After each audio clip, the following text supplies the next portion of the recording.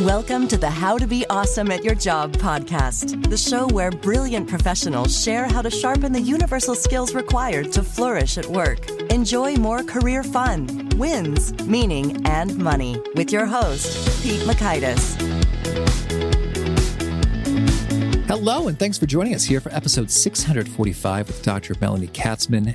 Melanie is sharing how you can make a bigger impact by choosing to connect first. So you'll learn 1, the trick to a great first impression; 2, the one question to gain better perspective; and 3, the listening hack that makes all the difference. So if you want to check out the show notes or the transcript or the links to items we've referenced, drop on by awesomeatyourjob.com/EP645. And if you haven't already, I encourage you to sign up for the Gold Nugget email list, which provides summary insights from Dr. Melanie Katzman and all the guests who've gone before her in a quick email you can read within just 2 or 3 minutes, as well as access to the full vault of all of these gold nuggets. Cool stuff at awesomeatyourjob.com.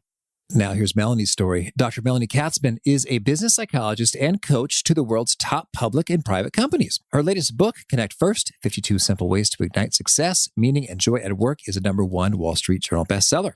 Melanie has delivered workshops and keynotes to organizations worldwide for 3 decades. During COVID-19, she is an especially sought-after virtual speaker, giving groups the tools for coping with newfound daily stressors, teaching immediately actionable techniques that have meaningful and enduring results. Melanie has been featured in the financial and popular media and has appeared on numerous podcasts and television outlets. Big thanks to Melanie for sharing her wisdom with us. And big thanks to our sponsors. Check them out.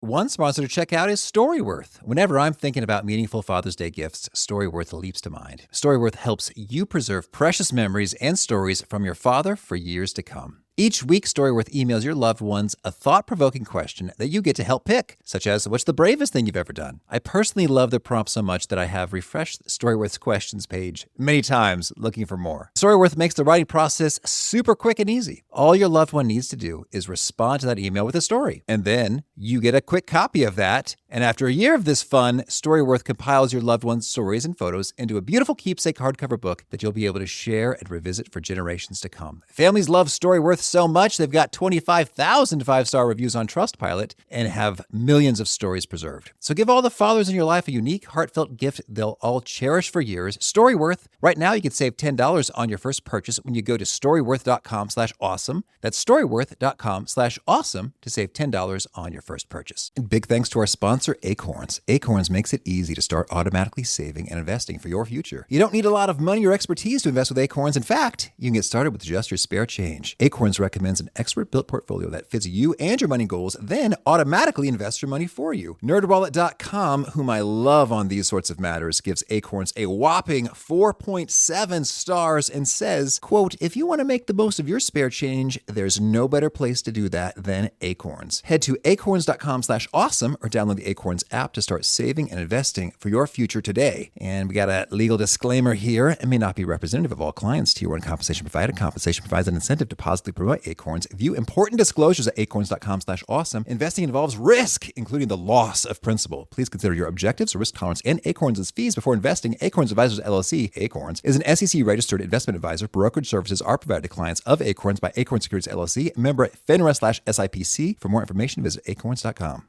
One sponsor to check out is Harvard Business Review. This brilliant magazine, published at hbr.org, is the leading destination for smart management thinking. Fun fact, HBR has been mentioned in 108 episodes of the show. That's because HBR has great stuff that comes up often. They've got explainer videos, podcasts, real-world case studies, and much more. I think of HBR each night that I put on my special orange glasses. Their article, Will Blue Light Glasses Improve Your Sleep?, revealed that those who wore them reported better sleep and a 7% improvement in work performance as compared to those who wore the sham glasses. So I cite HBR anytime anyone tells me that I look silly wearing them. Now, much of HBR's content is available for free when you sign up at their site. Subscriptions that get you unlimited content cost $10 a month. If you visit hbr.org/subscriptions and enter the promo code AWESOME, you can save 10% off of that subscription. Again, to save 10% off of your HBR subscription, go to www.hbr.org/subscriptions and enter the promo code AWESOME. Now, here's Melanie. Melanie, welcome to the How to Be Awesome at Your Job podcast. Thanks so much for having me, Pete. I'm excited to be here. Well, I'm excited to talk about your wisdom and Connect First. Great title. My hat's off to you. Thank you. Could we kick it off by hearing about maybe the most surprising and fascinating discovery you've made in the process of putting together the book, Connect First? Sure. So, Pete, I'm a clinical psychologist with decades of experience seeing people individually as a therapist. At the same time, I've been a corporate consultant to both startups as well as large multinationals. And one of the things that I found is that no matter where I was working, no matter who I was working with, whether it be in America or other parts of the world, people at their core are all wired the same. We all want to belong. We want to be recognized. We want information. We crave praise. We want to be appreciated. And so in creating Connect First, what I was able to do was pull from the experiences I have as both a therapist, as a consultant, and put that all together in a way that I hope communicates to everybody that we need to connect first through our common humanity.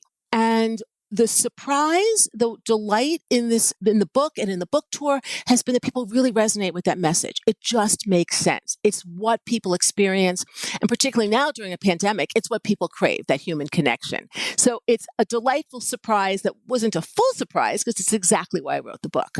Okay, so we talk about connecting first. Maybe what's the alternative? What do people do first if not connect? That's problematic. So many people at work are so focused on being transactional, getting the job done, that they forget that the thing that you have to do first is to establish a relationship with people. You need to slow down to speed up.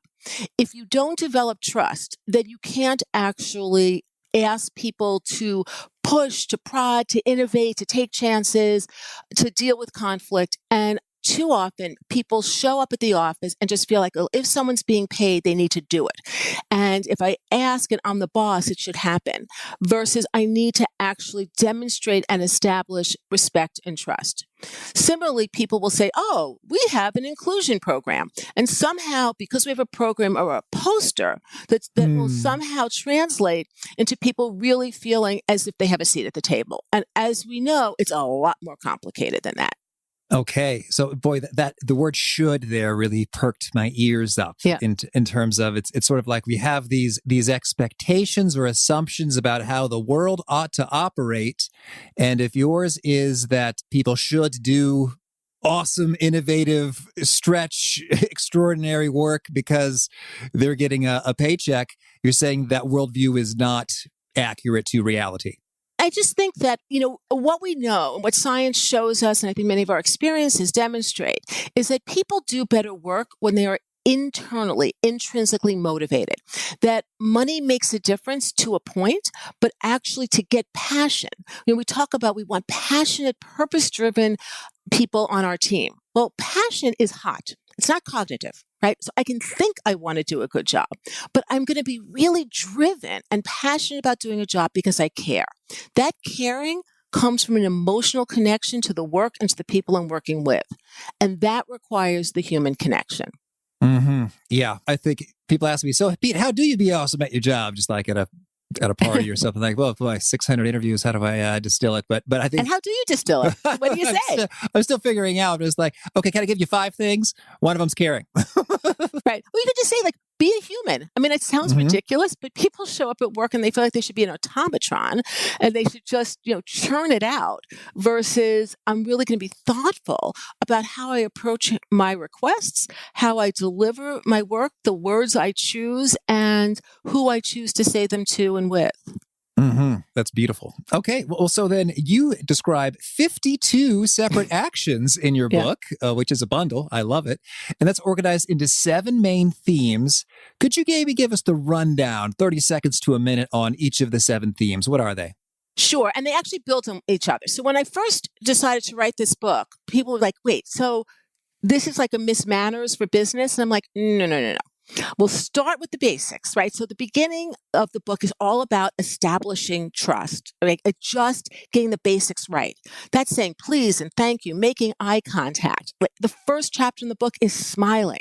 Like I smile at you, you smile back. Smiling's my favorite. Right? And even behind your microphone, I can see you're smiling, right? And it's actually one of the problems we have now with masks. You can't see the smile. But the smile is really, it just gets us going as people. So the first chapter is smiling. And then I go on to review other basics, all the things we know we should do, but we forget to do, right? That's the thank yous, the pleases. Then from there, it's use your senses. See everybody, not just the people who you think are important, not the people who you think have influence or the buddies, the ones who look like you're comfortable with. See truly everybody. Listen. Don't just try to hear to reload so that you can make your point louder or more definitively, but actually listen. Mm-hmm. Eat with other people. I mean, it's the breaking bread, old time ritual of really a way of getting to know someone. So I talk about the importance of using your senses, seeing, hearing, eating, really quieting yourself and your internal dialogue to know what's happening around you. Then be popular. And I use that kind of purposely, provocatively. Be the person people want to be with, right? So come bearing conversational gifts. Help the people that you're with be smarter because they've been with you, right? And because you're willing to share. And then we want to clear conflict. And how do you clear conflict? It's really having the confidence to say no to certain things, to say yes to others, to give feedback as a gift, to really be unafraid in entering some of those scary conversations, right? Mm-hmm. And then it's really about being inclusive and casting a wide net. And I even have chapters about how to be a good host, which people say, that's funny. This is a job. People are coming into my office. I'm like, no. You need to be responsible for the curation, for the comfort you create. And then we want to face the future unafraid. And that's really if you have established respect, if you are seeing beyond your immediate box, if you are unafraid in tackling difficulty conversations, then you can really collaborate with multiple stakeholders, bring lots of voices into the room, ask questions that don't have answers, and be unafraid of what bubbles up. And so I really then talk to people about honoring history at the same time that you're looking towards the future, embracing aging, embracing difference, and ultimately the book ends with a dream. Dream big. So we start with a smile, we end with a dream. Start with the basics and then end with all of the ways in which you can apply these 52 suggestions so that you can build a different world, build a different culture at your company, and feel better at your job, which is why I dared to have joy in the title. Because a lot of people are like, joy at work? That's an oxymoron. I'm like, nope. You get the positive results when you have joyful people pursuing meaningful work, and that creates a success. Oh, beautiful. Thank you. Okay, so we have 7 themes, and they're sort of stair-stepping up, starting with establish respect, engage the senses, become popular, grow the loyalty, resolve conflicts, fight fear, have a big impact. We start with a smile, we end with the dream. Awesome. So now within these 7 themes, you've got 52 actions, which is a lot of actions. So we love the 80-20 principle here on how to be awesome at your job. So could you zero in on a couple, 2, 3, 5? Sure. That just have just a disproportionate impact on making great connections. Maybe they're high impact, they're easy to do, they're often overlooked. What are sort of like the bullseye actions that make all the difference? And by the way, you raise the fact that it's 52 and that can seem really daunting. But one of the things I encourage people to do when they get the book is to read it in the way that suits you. It's written for the attention deprived executive or worker so that you can dip in, get the information you need for the moment that you're in. Right. So in the middle of a conflict, you go, what do I need to do? Or this person seems like someone I can't relate to. Let me pull these few chapters. You can kind of go in and get what you need when you need it. But on the other hand, you can also read the book as a year-long exercise in personal development so that you can do a chapter a week. Now, in terms of a couple of my favorites, like one of my absolute favorites is got it. And those are 2 words that change the whole demeanor of work. So I'm sure you've been in this situation. Many of my clients have been, I have been, where you shoot off an email request and you don't know if it lands. Where'd it go? I asked for some information. I needed to be able to enact whatever transaction I'm doing, the deal I'm trying to close, the work I'm trying to complete. And I don't know whether someone is working on it. I've been spammed, I'm not important. And whether you are the boss or you are the underling, when somebody doesn't respond to your request, you don't know how to take the next step. And we all want to manage our own time. But if you don't know when the response is coming or if it's coming, then you can't deal with your own timing, which is an incredible disempowerment. And it's an experience of disrespect. So I encourage people to say, got it. And for extra credit, got it, your answer is coming in 10 minutes, or it's going to take me some time to pull the numbers together. I'll get back to you tonight, Or got it, I'm working on X. Should I reprioritize to work on Y because this is an important request? So I encourage people to use those two words. Or even got it. I'm afraid I'm not going to be the person who can help you with this. Exactly. So that still helps them with their timelines and what to do next. Advance the ball, right? Say got it. So then you know, right? The other, really super simple. Call people by their name. Like, it is a neural hack. People snap to attention when they hear their name. And too often we don't call people by their name, or working in diverse organizations, people make up a name that's easy for them to remember or pronounce. Champ. Sport. Right? And it's like, it happens all the time, but it's like, it's so easy. If I address you by your name, you feel like we already have the connection. And if I can't remember your name, but I remember your face, I can say, hey, Pete, I remember like a few years ago. Hey, Guy, I don't remember your name, but we had such a good conversation. Remember, we were standing at the coffee area at the conference looking at X. And then you go, okay, she cares enough. Remember your name. So there's all sorts of tricks to that, to like asking people the history of their name. It's a quick way to understand someone's background. So sounds simple, but like, say got it, call people by their name, right? Moving along the line, another thing I would say is ask a beautiful question.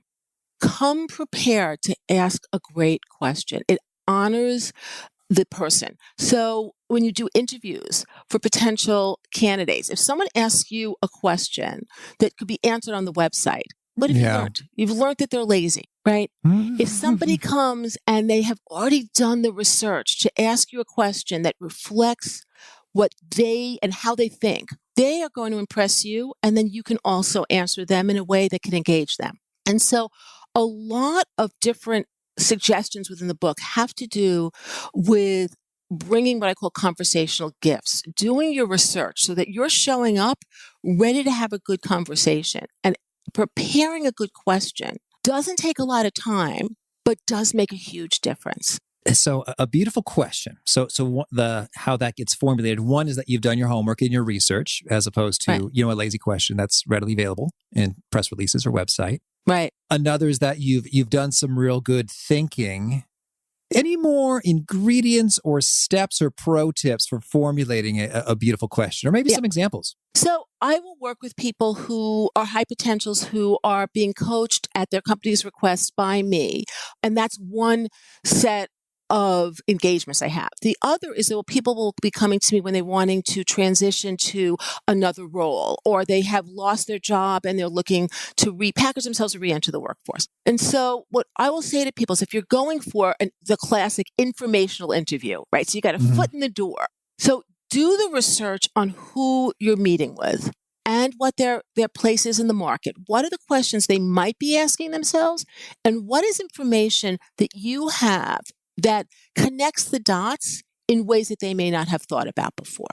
So, for example, I'm going for an interview at a production company, and they make educational films about climate change. So I'm going to show up and I can either say, so tell me, who are your funders, or are you tackling this topic or that topic? Or I might want to say, hey, I've noticed that there's a tremendous increase in demand for school age programming, but there's an absence of quality product out there. For example, so-and-so's doing such and such, so-and-so's doing such and such, but actually your sweet spot seems to be the creation of these kinds of products, and you haven't looked at the school market yet. What would you think about doing that? You could tackle this kind of climate question in this kind of way, educate people, fulfill your mission, but also answer an area in the market that's underserved.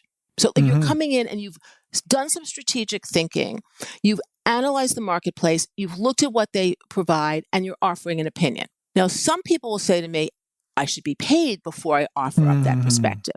And I would say, you want to get a job that you're going to be paid well, demonstrate that you're worth it, come and be generous in your thinking and in your willingness to share your thinking. And if you already have the job, you can just do that all the time with regard to the meetings and having researched some things and noticed some things that maybe other people haven't. Well, I just love that so much, because I think about being on the receiving end of those questions in terms of, I've actually never heard of that organization you're citing. I was unaware of that trend that you're pointing out. Exactly. You seem brilliant, and I want you close by so I don't overlook something really important. But that's exactly it. I mean, Yeah. you can't go wrong if you help people be smarter, right? And the other part of that is when you're networking, both internally networking or externally, because oftentimes when people are coming up for promotion or want to be coming up for promotion, it's important to do some victory laps around the organization, talk to people, have them get to know you. I think some of the great questions to ask are, you go to someone who you admire in the organization, say, how do you get your information? What are the things that you read? On your commute, how are you spending your time getting information? Yeah. Everyone likes to talk about themselves, and most people like to stop and think about, how do I do that?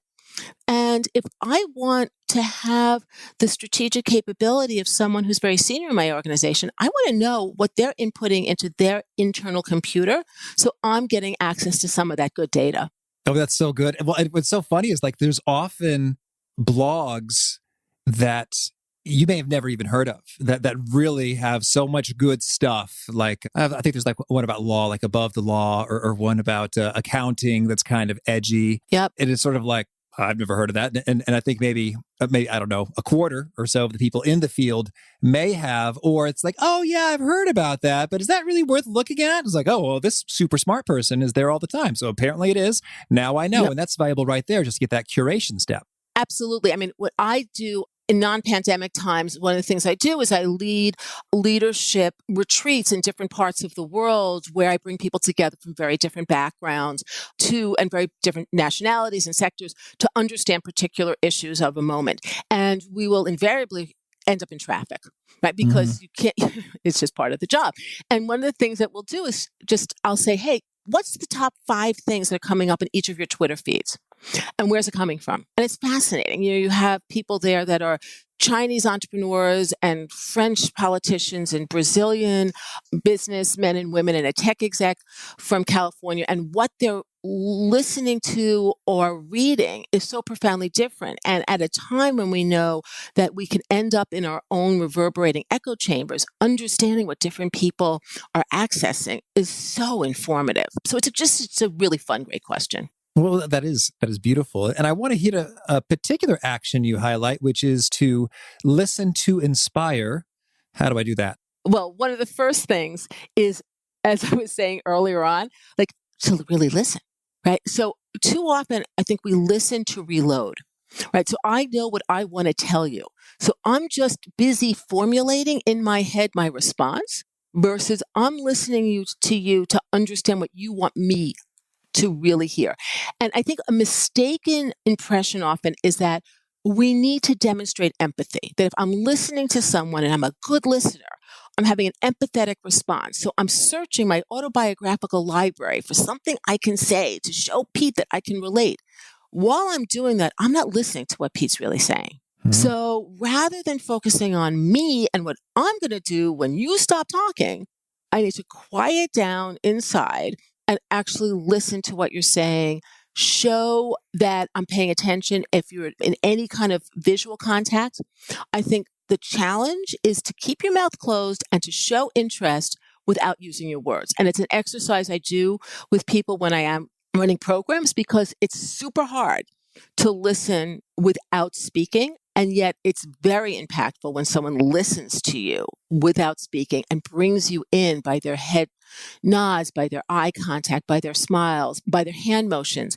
And an interesting point from my experience has been that when I do encourage teams to have conversations where someone is speaking and nobody's interrupting for over 5 minutes, imagine over 5, seems like it's endless. The first minute, people are talking, it feels really good to be listened to. The second minute, the other person's just like listening and shaking their head, but not saying anything, feels awkward. In the third minute, the person who's speaking speaks more and adds more detail. Fourth minute might feel a little awkward. By the fifth minute, they have revealed something they were never planning on revealing. And so 5 minutes of uninterrupted attention will generally get a much deeper, fuller expression of what's going on. And it's a little investment for a huge impact. So to listen to inspire, shut up Shut up inside and shut up outside. Just listen and absorb and demonstrate your engagement. Okay. Well, Melanie, tell me, anything else you really want to make sure to mention before we shift gears and hear about some of your favorite things? Okay. I think one of the things I just want to mention is that we are having this interview during a pandemic. And as a psychologist working in business, I am so struck by the difficulties that people are having and that we need to take this seriously. Like there's a pandemic right now that's related to a virus, but there is a tsunami of mental health crisis that is just going to pound us if we don't take measures now to help people set clear boundaries between work and home, between the beginning and the end of the day. We need to listen carefully to the distress signals that people are sending up, some much more subtly than others.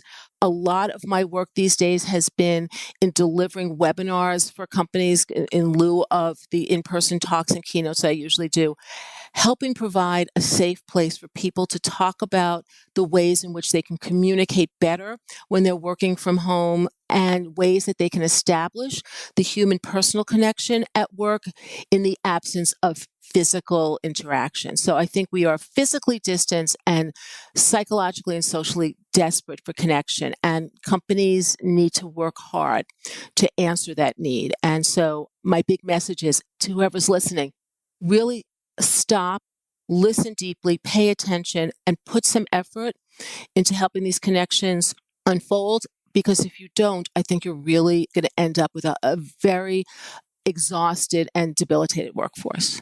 Okay, thank you. And now could you share a favorite quote, something you find inspiring?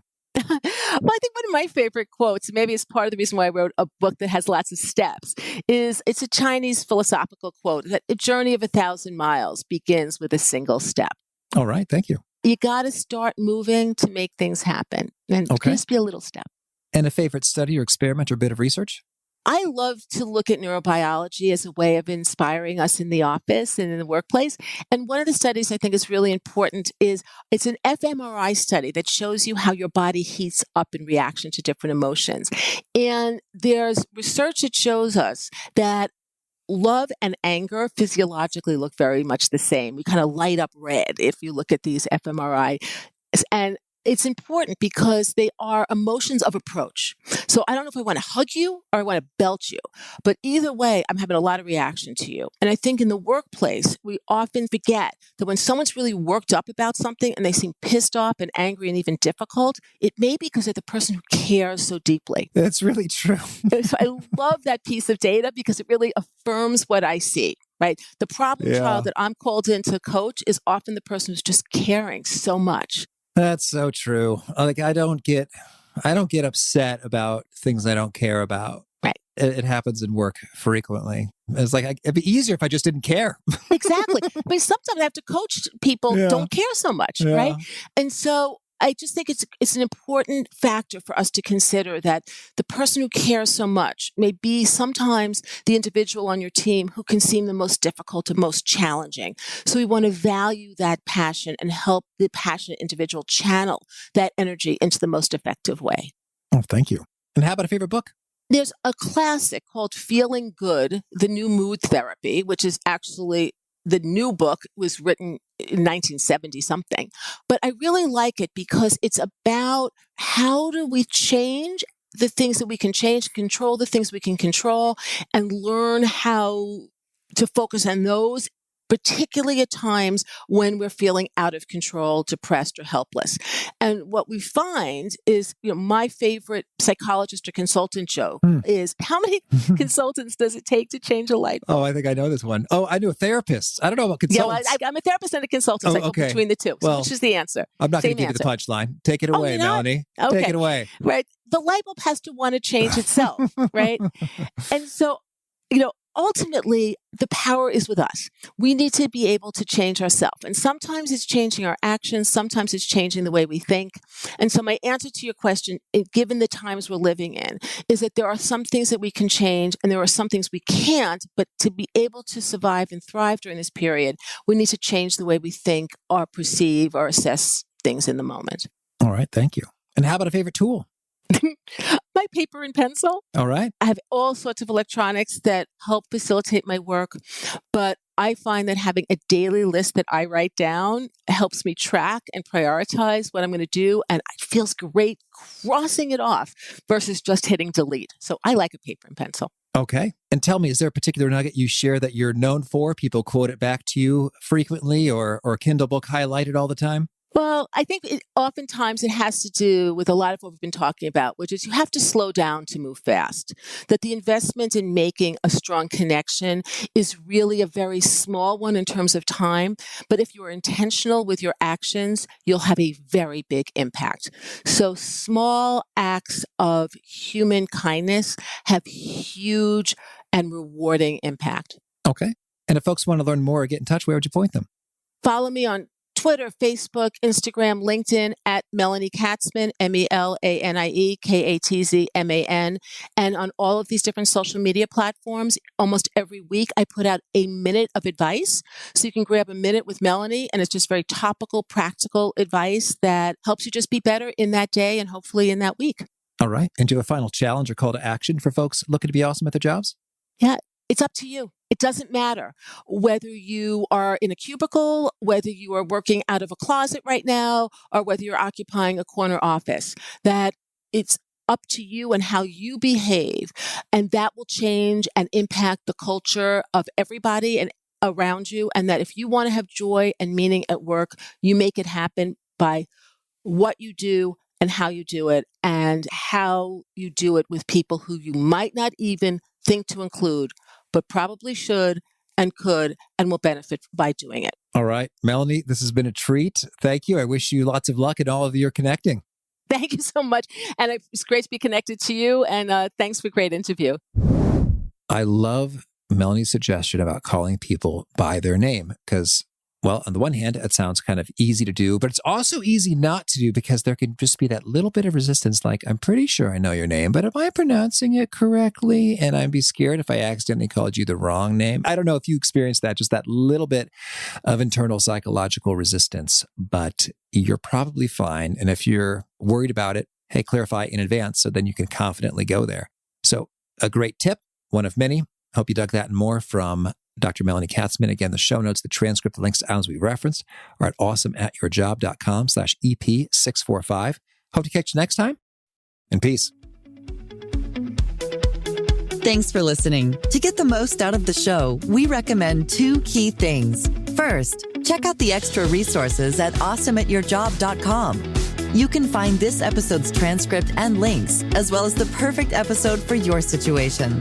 You can search the full text transcripts of hundreds of episodes or explore episodes tagged by topic and competency covered. Second, subscribe to the podcast and get future episodes automatically. You can subscribe by telling Siri and several other smartphones and speakers, subscribe to the How to Be Awesome at Your Job podcast, or by tapping subscribe in your podcast player of choice. If you'd like some extra help figuring out podcasts and how subscriptions work, visit awesomeatyourjob.com/subscribe for guidance. Hope to catch you on the next episode of How to Be Awesome at Your Job.